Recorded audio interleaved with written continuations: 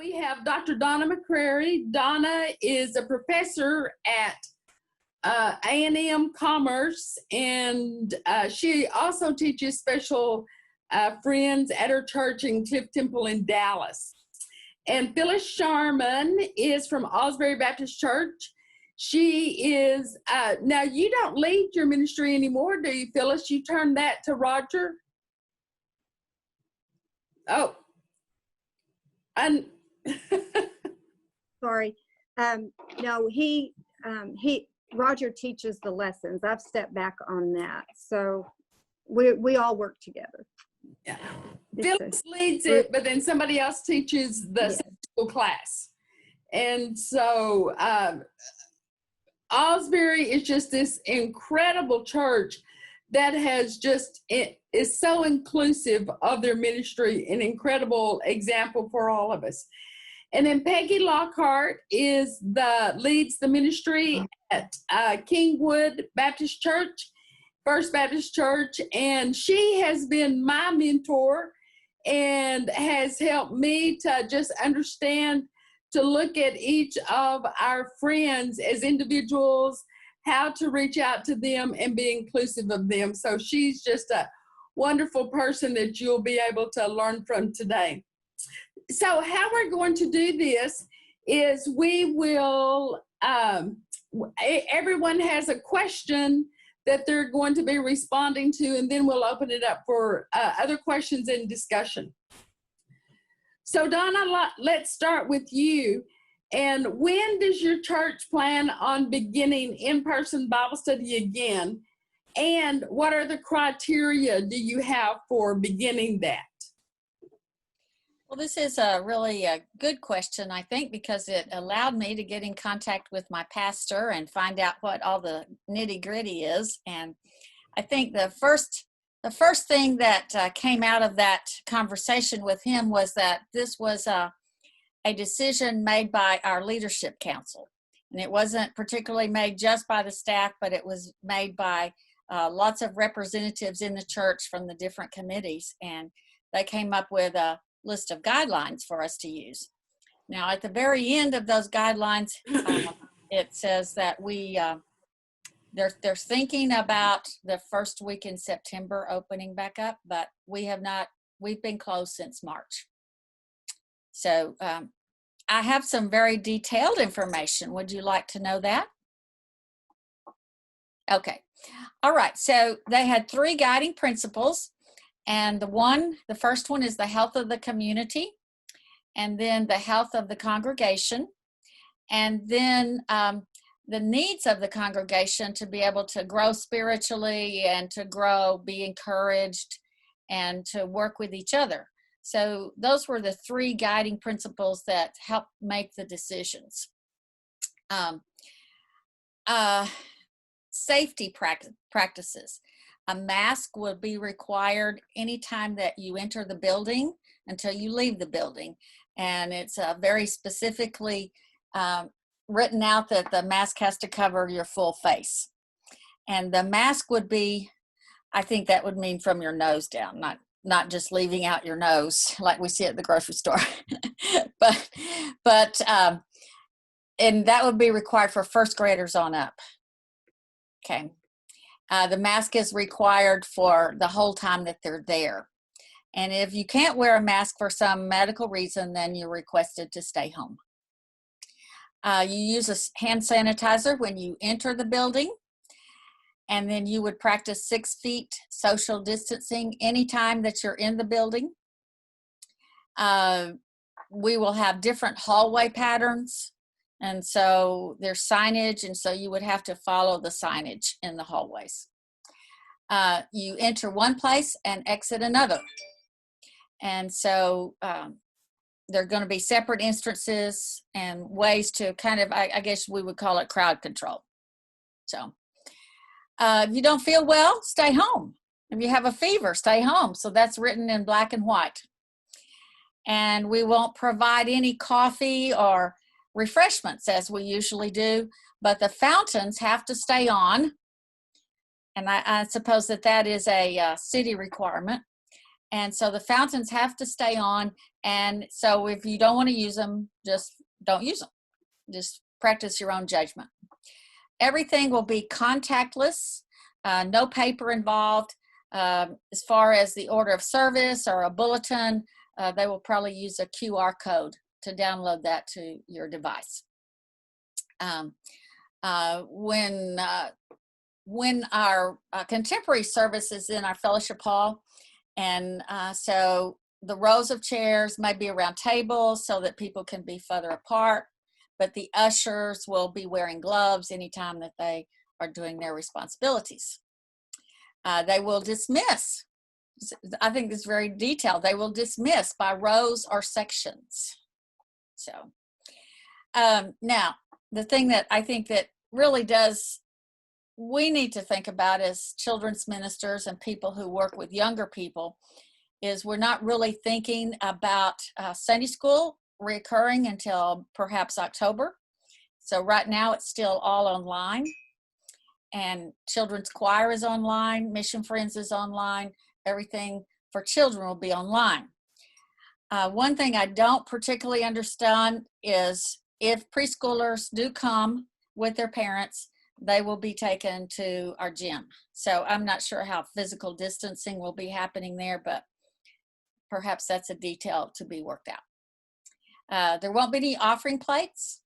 They'll have a box to drop in our offerings. And if, okay, so here's a big one. If we have worship leaders, there won't be any shared equipment like shared microphones or anything like that. Everything will be wiped down after each use. And if you do contract the COVID, the church has asked that you contact the church so that they can keep a running list, and that way they can do that contact tracing that we've heard about on TV. If we have to shut down again, it would depend on how, perhaps if that person, how many people that person might have been around. So I think that that's an option that is out there that the Planning Council wanted to just put out there, and so that we all kind of know what might happen in the future. So just we all hold on to the possibility that this is flexible. We go back and forth, and we just kind of see how it goes. And so that's pretty detailed, I think, and it looks like they've thought through some really important ideas. Any questions about any of that? Hey, Donna, we've had a question. How are you going to enforce people to wear a mask? It says on my communication that they will be asked to leave. So if they don't want to wear a mask, they will be asked to leave. Lots of prompting, whether it's a visual prompting to wash your hands, or verbal prompting to wash your hands, or to have the hand sanitizers on. That would also be something that would be necessary. And in some instances, we might even have pictures on the wall that would show people how to use the hand sanitizers. And that's a very strong prompt. And, you know, we always would want to give some type of a reward, or to really highlight that person that keeps their mask on and make that a real fun thing. Maybe they might design their own mask and make it real fun. And so, you know, anything that we can do that would make this new environment fun and something they want to do until it becomes normal is what we have to do. And perhaps does that help answer your problems or some of your questions, Scott? Thank you. I think one other thing is, if you want them to sit at a location, put a X there with our painter's tape, get one of those huge yellow dots for them to be at, and so where they can see, where they have a visual sign of where to sit. That's a good visual prompt. Yes, or perhaps even their picture. Yeah. Oh, that's a better idea. Okay, Phyllis. Phyllis, Yes. how are you and your church staying in touch with the individuals in your Bible study group? Okay. Your challenges. Okie dokie. Let me first tell you a little bit about our group. The name of our class is Forever Friends. Do you have the PowerPoint by any chance there? Yeah, Sarah's got it. Okay. So we're made up of approximately 55 adults. Most of them are group homes. And then we are ministering to one group home. They're more a lower functioning home that they don't really come to our church. They've been to a Night to Shine event, the prom in the spring. So, but we are reaching out to all the group homes at this one. It's the group home headquarters in Fort Worth is called New Start. So we have approximately 10 leaders that are involved in our group and very devoted to our ministry. So we've all found ourselves in unfamiliar territory. And with this self-isolation thing, it's really hit hard for the group homes. And ours, I don't know if everyone in the state is like this, but in our area, the homes, they've been shut down. I mean, you can't leave unless you have a doctor's appointment, these homes. And if you come back into the group home, you have to be quarantined for 2 weeks. So they're not only isolated to their home, but they're isolated to their room when they return from these appointments. So it's really taken a toll, I'm sure, on their mental and emotional and spiritual well-being. So our goal has been to provide an ongoing connection with our church family walking alongside us. So, okay. So our first attempt was to, at the beginning, when everything shut down, churches, we started meeting online. We used the same attempt, trying to connect through our Facebook class page, through our church page, and then through the worship services, where, it's through YouTube and Facebook Live. And we've also been texting. Some of them, they have our numbers, and we stay close in touch and phone calls. But okay, so the challenge in all of this is that these group homes have limited Wi-Fi. So that has caused an issue for, they are limited with their smart devices, internet access, and all that. So at about the same time, there in March, we were having some card parties. And we got together. I don't see any PowerPoint. I don't know if what I'm missing here. Can y'all hear me? Mm-hmm. Okay, good.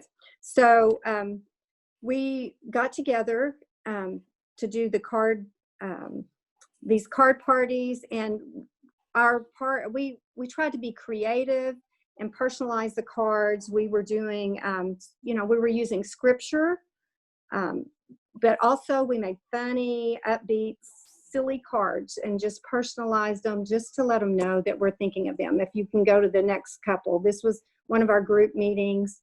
And then here's one that's silly. You're the sharpest pencil in the box. And I thought that was really cute. And then Scott, that's my husband there, and he's showing off his artwork, but I liked his t-shirt. That's why I'm showing that. Compassion, act justly, and love mercy. So anyway, that's one way that we have been connecting. However, we shut down the card parties due to the social distancing. And so then I don't know who thought of it. We just all started talking, and we came up with the ideas to prepare care packages. This has been our hit. This has been the most successful thing. we coordinated an effort to prepare these care packages to deliver to group homes on a weekly basis. So what happened is, it's just wonderful that our church staff is just on board. And so they helped recruit support from our life groups. And so each life group was asked to adopt a group home and prepare a gift bag. And so some of what was in the gift bags right here on the picture that you see, this was someone's homemade little craft that Wow. you put on your wall. It was with a canvas, a little individual little puzzle, and Christ, my shelter. I mean, that's simple, but that just lets them know we're thinking about them. I think it made them smile. Anyway, then, okay, so did I mention the donations? Snack foods, drinks, homemade crafts, the games and activities, devotional books, and more. You know, if we try to do personalized cards, we're not very good at that. If we just get the sacks together, we're doing well. And we deliver 10 sacks a week to the group homes. And we actually, it's not to the group homes, we actually deliver to the office headquarters, because they then sanitize all of the items, or they let them set for a couple of days before they deliver to do the drop-offs to the homes. And this, like I said, it's been a big hit and a morale booster, and not only to our class members, but to the group home staff, and we've tried to reach out to the offices, the people in the offices also. So something that we have always tried to prioritize is to remember that our ministry it's not just about our class members, but to the group home staff that come to our church, that get our people here to church, and to the staff that own and operate the homes. So through all of this, okay, I'm saying we did this weekly from March till the end of June. It's been very challenging, and it's been mentioned more than once that our people have grown a little weary collecting items every week to make this happen. So it was a tough decision that we decided to move it up to every other week. I don't know if bi-weekly means every other week, but I said that first, but it's every other week is what we're doing. And so there's some of the pictures, yes. And then on the next one, I wanted to show you this right here. Sunday afternoon, I received a call from a family in our church, and they said, look, we have gotten together 50 plus bags, and we want to donate this to the individuals. So this was just amazing. I've got to stand up here. Okay. Anyway, I thought it loved it. You know, they say we miss you, Jesus loves you, and then a lot of fun stuff to do, and there are snacks inside. So what a blessing. And it's a blessing for the individuals, and it's just a blessing to see our church family come alongside us. So then, okay, so that's mainly what we're doing. And looking ahead real quickly, in August, we are beginning Bible study lessons for a 9-week, 8 or 9 week period. We have a key leader. It's Roger. You mentioned Roger Science. His wife, Sandra, she's working on a doctoral program, and she's creating Bible study lessons that kind of go along with the way we would teach on if we were meeting in person. And so these residents in the homes, they're going to be her test group. And I just hope this will be a blessing. The downside is not every group home has a DVD player. So we have to get this worked out this week, because August 1st is fastly approaching. And, you know, if we have to purchase them ourselves, that's what we're going to do. So, and then, so that's looking ahead, and we're talking about doing home cooked meals for each group home. At some point, we have done this in the past where we have actually gone to the homes and eaten dinner with them. And it takes a long time to make all the homes, but within a year or two, we have it.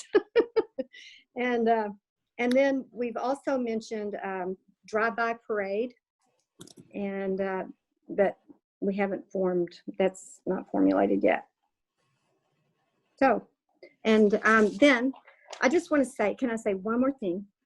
I was just challenged this week by our message on Sunday, and it was, what are you burdened for? That was the challenging questions for us to reflect on. I don't mean to cry or anything, but the definition of burden, I've never thought about it, but one definition is that you're so passionate that your heart is heavy. So I challenge all of you, as I reflect on this, what is it that you're burdened for? So Jesus, as we all know, he was all about caring for the fatherless, the widows, orphans, oppressed, and the marginalized. So I ask you to be burdened, to pray, and to take action and watch God work. Pray his heart. Okay. Thank you. Hey, Phyllis, Scott has a question. Would y'all be able to make the Bible study lessons available to any church? Like, Yes. to be online, that y'all would be able to do that?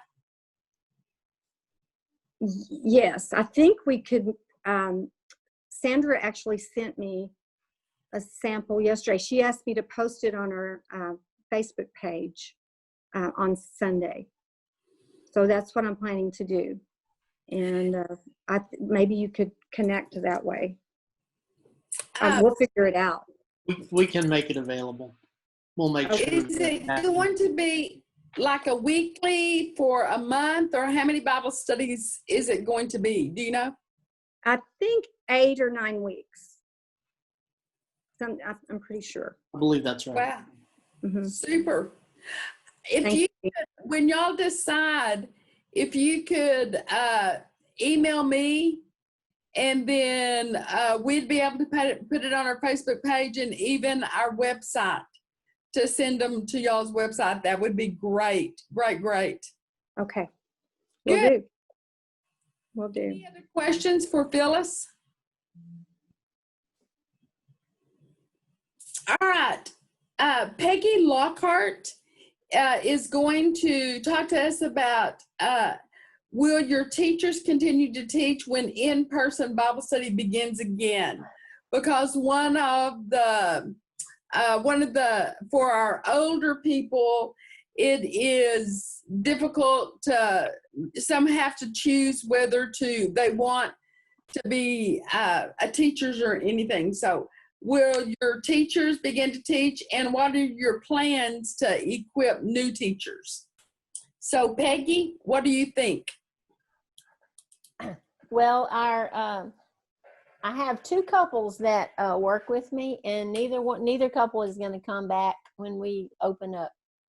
One couple has a daughter with special needs, and her dad has underlying health conditions that he's concerned about, so they're not coming back. And then the other couple is a young couple who have taken on 3 foster children, two twins that are 4 months old, and their sister that's a year and a half old.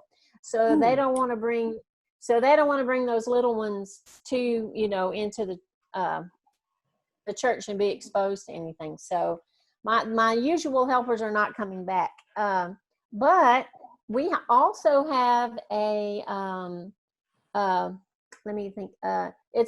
We have we provide a care for our class who's during the worship service. And so I have a group of ladies who are already know the kids, know our, not kids, but our students. And one of them is going to help me teach my life group when we start back up. I think we may be starting back up August the 9th. So, yeah, we're really excited. Our church has been meeting since early in June. So we've been having worship service on campus since then. So they're ready to start back. Now, I still am waiting for details on how that's going to look. And I have not contacted all my class yet to let them know because they asked me to wait till they gave me some details so I could share those.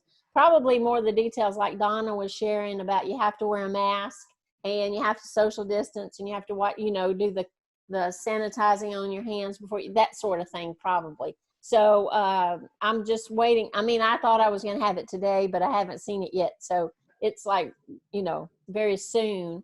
So my friend Carla, who's going to help me teach when we start back up, she already knows our guys. She helps me in Bible school and she does the extended session. So I really don't have to do a lot of training with her to get, to start back up. So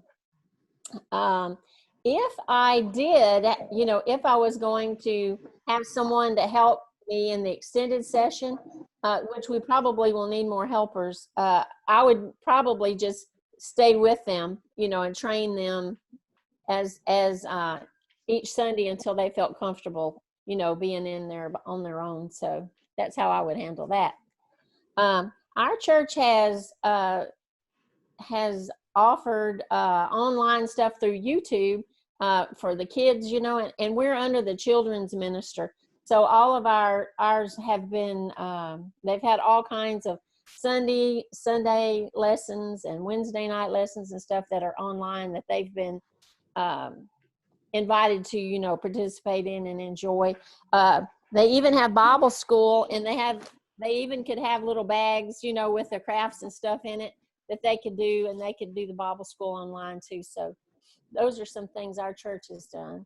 I went and delivered all of my class their Sunday school books, or life group books, excuse me, back when, we changed from spring to summer.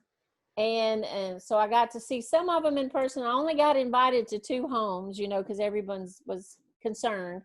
And at the group home, of course, I had to just go to the front door and then back way away and talk to them through the door. But I have done that, and I've sent out cards. Not as cute as the ones that Osbury did, but I sent cards.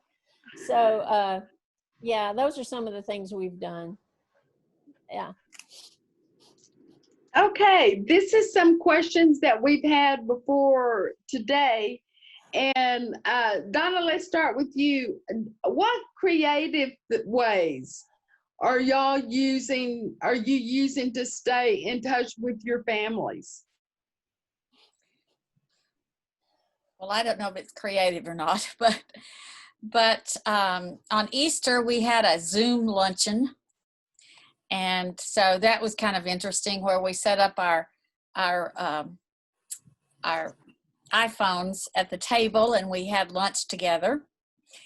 And so not only was that kind of fun and different, but it helped my parents to learn how to Zoom. And so they got new technology skills. One of the things that I have accumulated through the years is a brochure about teacher-made toys, teacher-made learning aids, we might say. And so I have copied that and sent it to my parents so that they had some new resources that they could make at home with materials that they might already have at home. And so that seemed to be something that was very lacking. What do we do now? She can't go to the workshop. She's bored. So I was able to just take pictures of it and send it. And so you can make things out of oatmeal boxes or cereal boxes, that kind of thing. Another thing that I did was get my families involved with some of the resources that are in the community. And so that proved to be very helpful. There was a disability, I would say, conference down at the Exposition Center last year. And so I kept all of that material that I got. And as the parents needed different kinds of sources, like a new wheelchair, I was able to give that to them. So So looking at it from perhaps the caretaker's needs, we need some help. Can we just FaceTime with you? That helped. To giving some different kinds of ideas for materials that they might have at home to make things, as well as services that are in the community. And I have taken by little things that I bought that I already had on hand. I took by and did like a flyby, at the houses. Good. Thank you, Donna. Phyllis, let's go to you. I know that you have done some things with the group home staff. How is that going? And what suggestions would you give to everyone about the group homes to stay in good communication with them? Because, really, they're the gatekeepers to our people.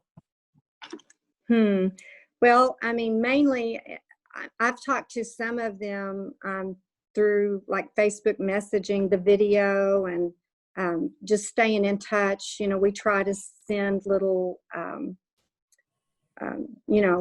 packages to their homes. Oh my goodness, I have 10% left in my battery here. Jean, help me here. What have we done lately? Now, we've done a lot with when they are involved here at the church.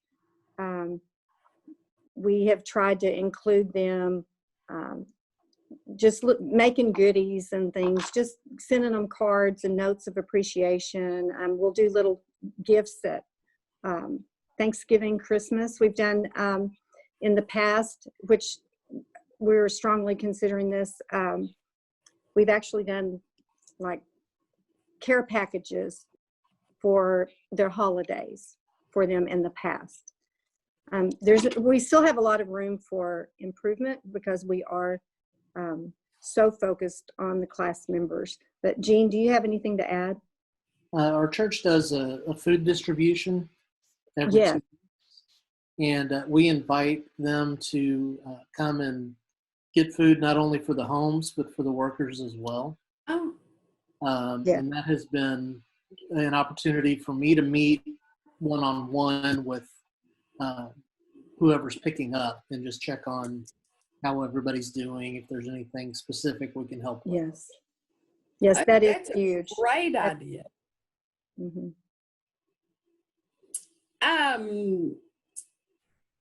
Where's Peggy? Peggy, tell us about some resources that you're giving the parents, or what other resources are y'all giving the parents? Well, of course, we give them the teacher books. I mean, not the teacher books, but the student books that from Lifeway. I don't know that we give them a lot of resources like that. Are most of your special friends, are they attending the extended session, or are they doing live stream? If they're participating, they're doing live stream. None of ours are coming to the service yet. Do y'all do like a participation page for them to feel better about worship? Kind of like a worship guide for them to have for worship? No, most the ones that go to worship, they can take notes and pay attention to the sermon. So no, we don't usually do that. Usually the ones who, the others that stay in the extended session, we have activities, for them to do and in the class. Yeah. Okay. One last question, and this is to all of y'all. What safe ways are you using to minister to the families? So what safe ways are y'all using to connect with those families? Okay, Donna. What I have found is that being 24/7 with a child with severe needs is a big overload, especially when the parents are in the 70s. And sometimes they call me and they say, can she just look at you on Facebook? That'll calm her down. And so I think for me, this has been, and I need to be very aware that I need to check in with mom and dad. And do y'all need anything? Do you just need to talk? And so this morning we talked for over an hour with mom and I did. And what can we pray for? One of our students got the COVID. She's in the state school in Denton, and she was one of the first ones that got it. I think she was on the news that first time. And so our church really did pray for that family. And so these caretakers, if they are biological or if they are assigned, if it's their job, they are under tremendous stress. And just like we would care for anyone else, they need that kind of care and support and true care. I mean, you know, they can look through it and see if it's real or not. But the real honest care that we would give anyone else, they really needed, and to just, we need to be aware of that. Phone calls, letters, anything we want to do. It's a good point. Peggy or Phyllis, do y'all have anything to add to that? When our group home, one of our students had to go in the hospital with COVID, and then everybody else in the whole group home were positive, and the group home was just inundated. You know, they were exhausted. The caregivers were, and I would contact the director, you know, and tell him that our church was praying for them. And he liked that a lot. And then one day I contacted him, and oh my goodness, he unloaded on me how exhausted they were, and how they had finally gotten, the state had sent them in some volunteers that were like doctors and EMTs and stuff like that to help them care for these guys. You know, it was like 12 or 13 residents, and they, but he so appreciated somebody, you know, somebody to talk to be able to share that, and I think that was a day that he actually had a day off, and he hadn't had a day off in, I don't know, like a couple of months. He was just exhausted. And but he was so happy that they had gotten some help in from the state, you know, for to give them some relief. And it, just like Donna was saying, it is exhausting, especially if they're ill, you know. And so after everybody got well is when I went by and brought them their Sunday school books. And I stood outside, of course, and just talked to him through the door, but he was so appreciated. And then as Phyllis was talking about, one of my friends sent them all a card that she made, and, you know, different ones have done that sort of thing. And it just really brightens their day. And the director, he loves it when they are happy and they get things like care packages or cards and stuff. So that really makes them feel better. Phyllis, do you have anything to add to that? Okay, well, all I can say is pretty much it's just through phone calls, and then we have phone calls, texting, the same, delivering drinks, care packages. We have been able, we're not really connected with the families from the group homes. You know, it's just a different scenario. Now, we do have like 5 families in our church with special needs children, adults that are part of our class. And so that's how we have connected with them. But I was going to say it's opened the doors, though, because families have been very appreciative of the outreach of what we've been doing. And so we have had some response on Facebook on our church page. We've had response. I've had phone calls from families who their loved ones are in the group homes.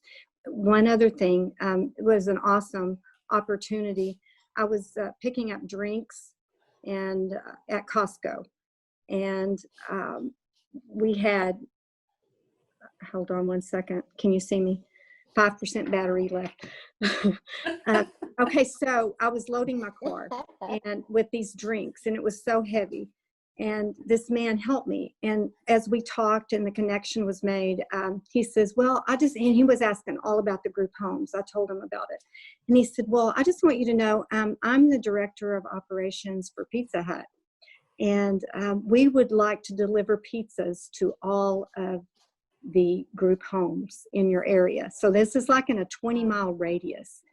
And also so one way we met, we also bought pizzas for the staff at the headquarters, so they could be included too. It was a real blessing. It was just a God meeting and moment. So Wow.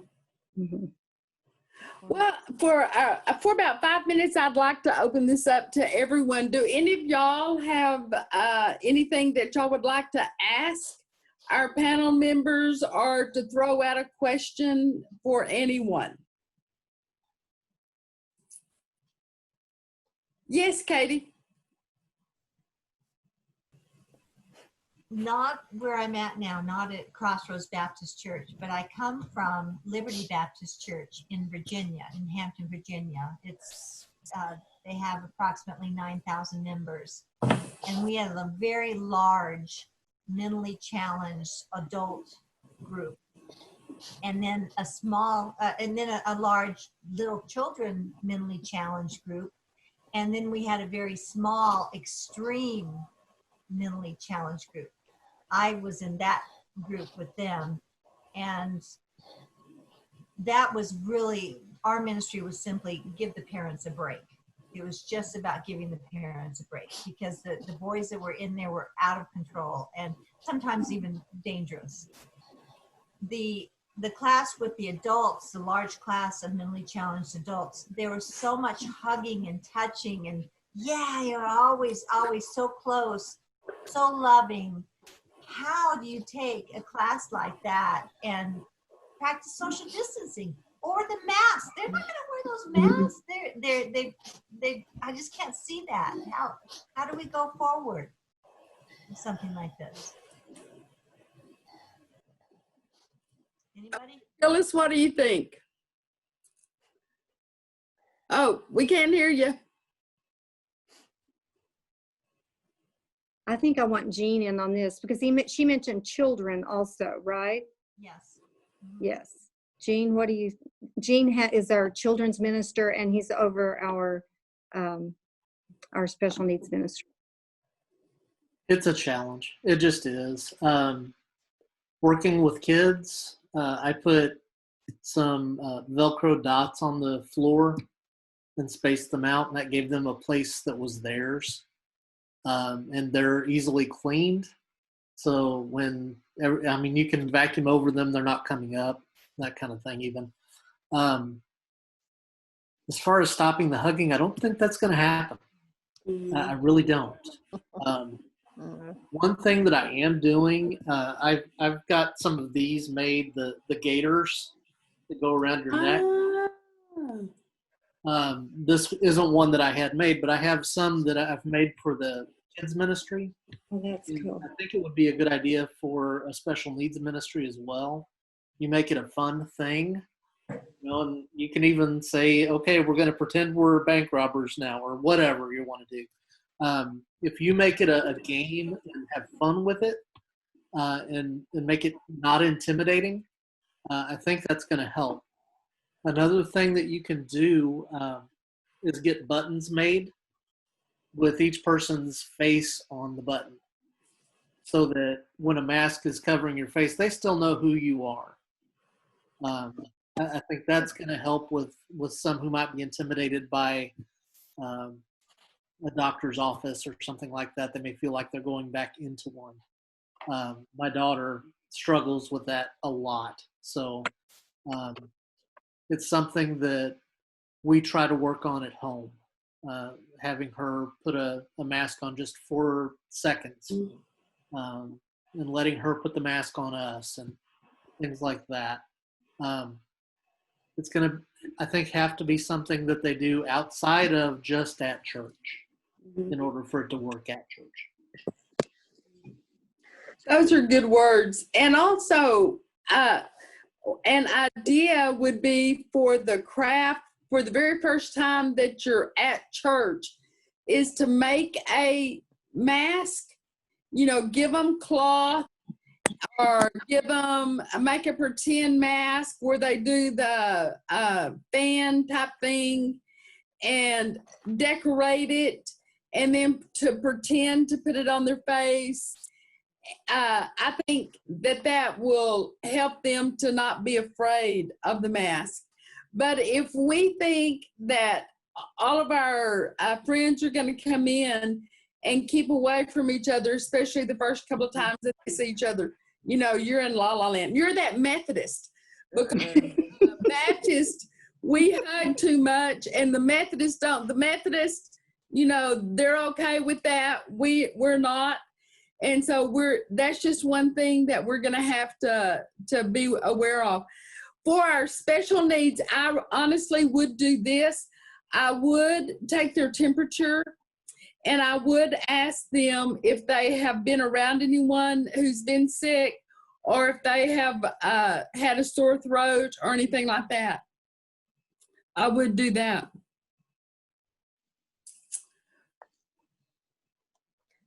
I thought about getting one of those shields that you can wear, like the clear plastic one, so they could see my face while I was teaching. Now, that's a great idea.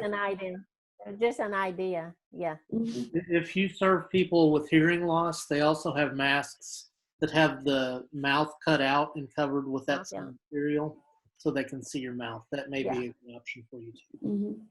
Did everybody see the comment I made of having pictures of models, people that they are?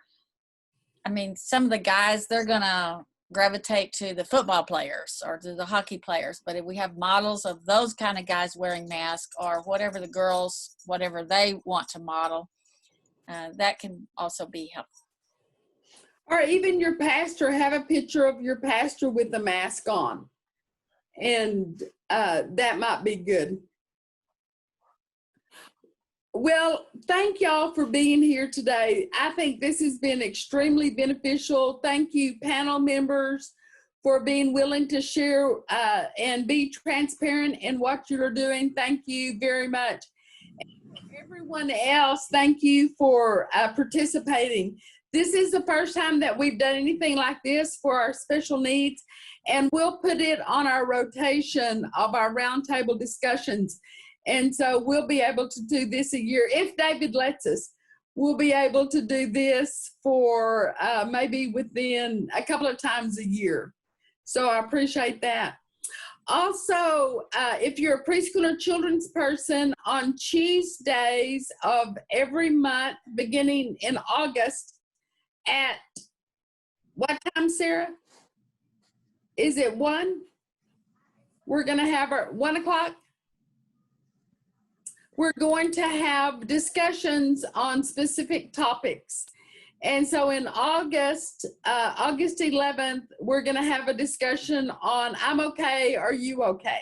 So this is going to be about you and where you are and just your spiritual health during this time.